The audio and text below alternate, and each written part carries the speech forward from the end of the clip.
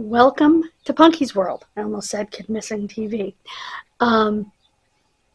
This is Gentleman Chris Adams' Dark Side of the Ring review.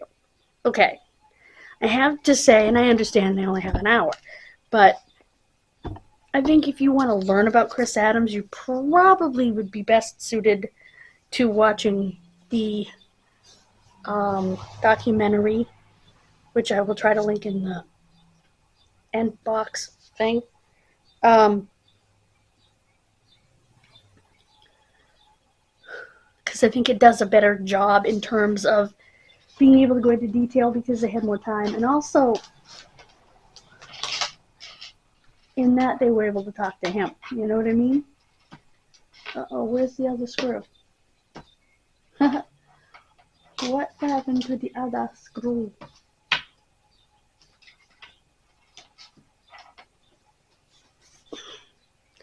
And so yeah.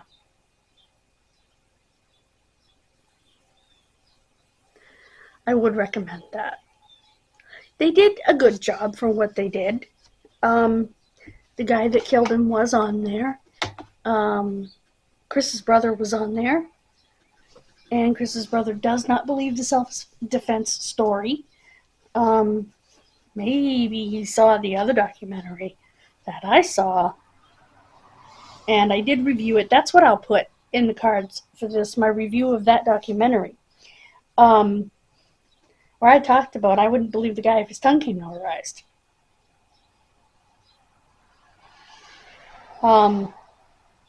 He came off a little different in this, but he probably had to, if that makes sense. Kevin Von Erich had no idea what Chris had done to Tony, his wife, one day in the car. She had to have surgery to fix her face. And Kevin said, that's disgusting. That's just... He was mortified. You could tell, not only by the look on his face, but you could see him swallow like a lump in his throat to keep from crying when they told him, because he had no idea. Kevin is a very... Well, not only is he a very Christian person, a very spiritual person, Kevin is a very sensitive dude. He's always been a sensitive guy. And it's always come through with Kevin. And yeah, that was hard for him to hear. He was never married to Jeannie Clark. She was his girlfriend. And they did have a daughter.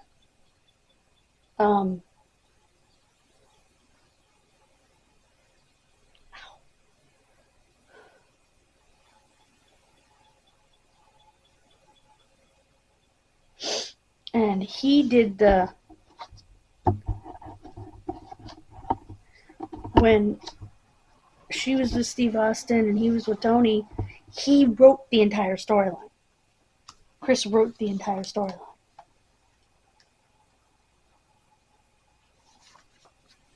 And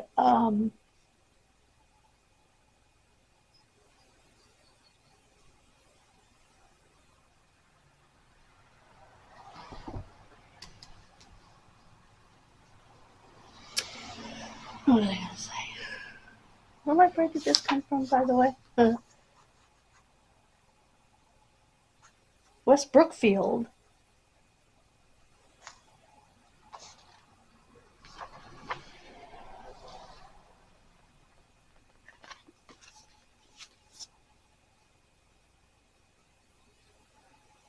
Miriam Gilbert Public Library.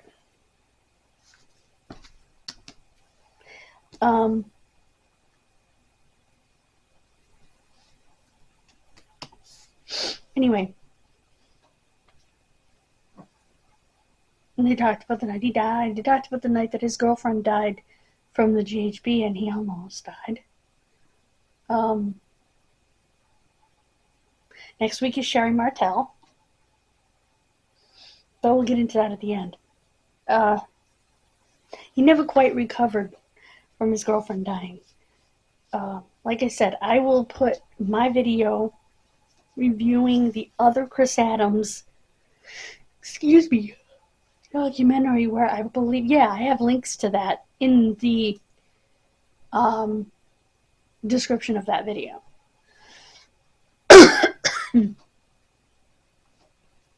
So you'll be able to find it. And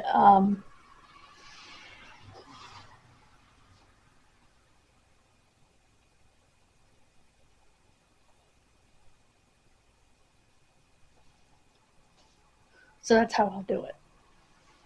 You click and watch that video, and you'll get, in the description, you'll get to the actual documentary. It might even be at the end of that video. I'm not sure. One or the other. And that's the easiest way to do it for me.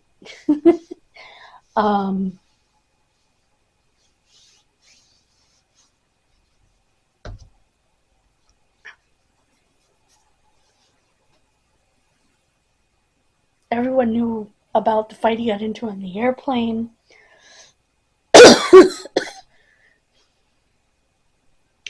Matter of fact, they woke Kevin Von Erich up to try to get a hold of him. And everybody described him as having glowing red eyes when he got upset, when he did his Jekyll and Hyde, as they called it.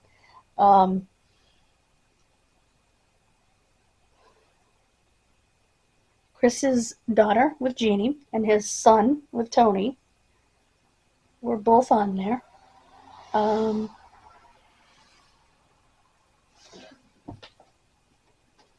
It's still on. And Chris Jr. looks a lot like him. He has his big blue eyes.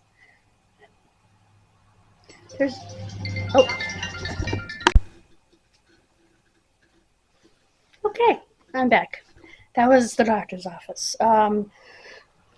Nobody's in the office, so I have to go on my chart, take a picture of this somehow, and send it in so they can determine how to treat it tomorrow. I'm not going to urgent care for this, So I just know that I can't go to the Historical Society on Saturday because I can't be dealing with the public with this on my hand. So, yeah, that's fun. And while I had him on the phone, I let him know about my appointment tomorrow to get the blood and all that. So. But my doctor's on medical leave. For a month. Lovely. I mean, don't get me wrong. Dr. Gould is covering. It's just, a whatever thing. Anyway, back to Chris Adams. So, they talked about the night he died, and the story changed from the documentary to a little bit from the documentary to the. So, yeah, I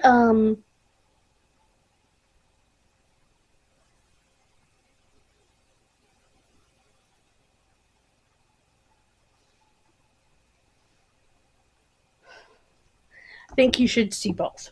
That's my opinion.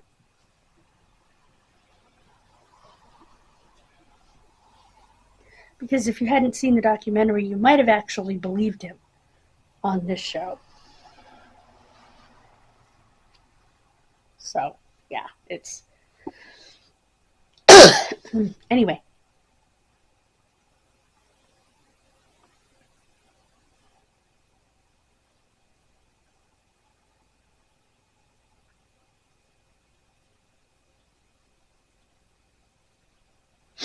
So,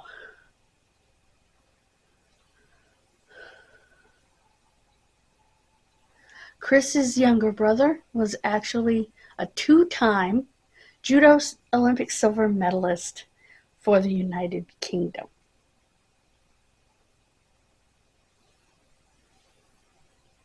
So, that's pretty neat. The Olympic torch, as is tradition, by the way, seeing as how we're talking about the Olympics, was lit in Athens and is now has begun making the rounds. It'll be interesting to see which French Olympians are at the end of the line when they're actually lighting the torch.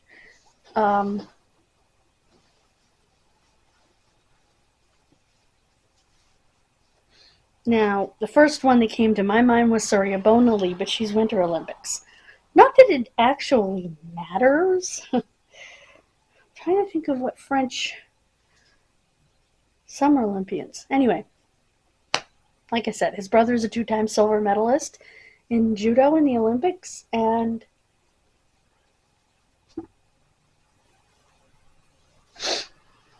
his wife actually called him, she might have called him at work or something, and told him that his brother was gone. I can't imagine receiving that call. My father can imagine receiving that call. I can imagine making that call because I have made that call when my Uncle Richard passed away. We knew it was close. And when my aunt called me that morning, I got up, I told my mother, she called your dad. Called my dad, he said, I'm on my way.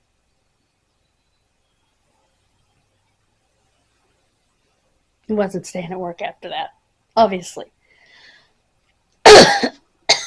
You can prepare for it, but you can't prepare your heart for that.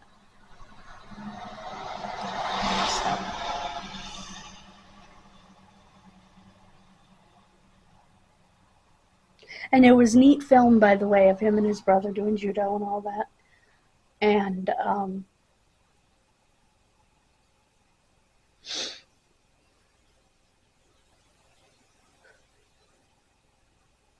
so I just want to end off by saying that, as I briefly mentioned earlier, next week is Sherry Martel. And in the preview, it looked like they were going to talk about how difficult it was for her to be a mother in the industry because of the travel and all that, I would imagine. Because it just wasn't done when she was wrestling. Women in the business didn't have kids. Now it's the norm. But at that time, it just wasn't done. And she had a son who basically lived with her mother because she, with her parents, because she was on the road so darn much. And I know that was difficult for her because I remember reading in a wrestling magazine about her son. But it was talking about her son, and it was talking about how difficult it was and stuff. It was much later on. And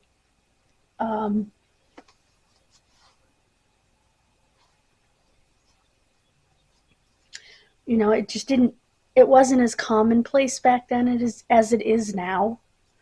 Now they announce their pregnancies and come back after they have their babies and all that.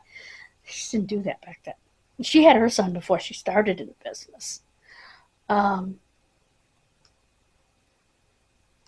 only other one from that time period, Moolah had a baby. Moolah had a daughter. But I can't think of any other ones that actually had babies either while they were wrestling or before. Most of them had babies after they finished wrestling.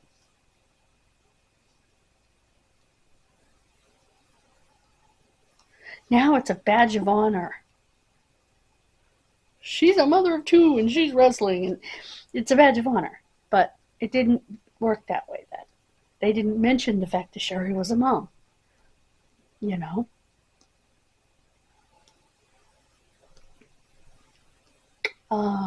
So it's going to be very interesting. I hope they do interview her son, because her son's got to be in his 40s now. So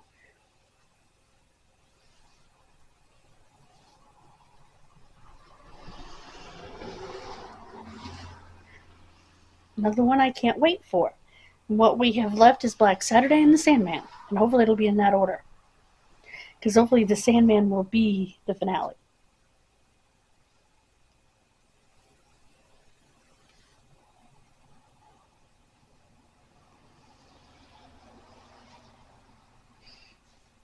Because to me, Black Saturday would be a rather underwhelming finale. When you consider the Sandman, my opinion. So that's what we've got left. I'll be joining you every Wednesday. I'm also awaiting a Temu delivery today, which I can't wait for, by the way. Something really neat in that order. My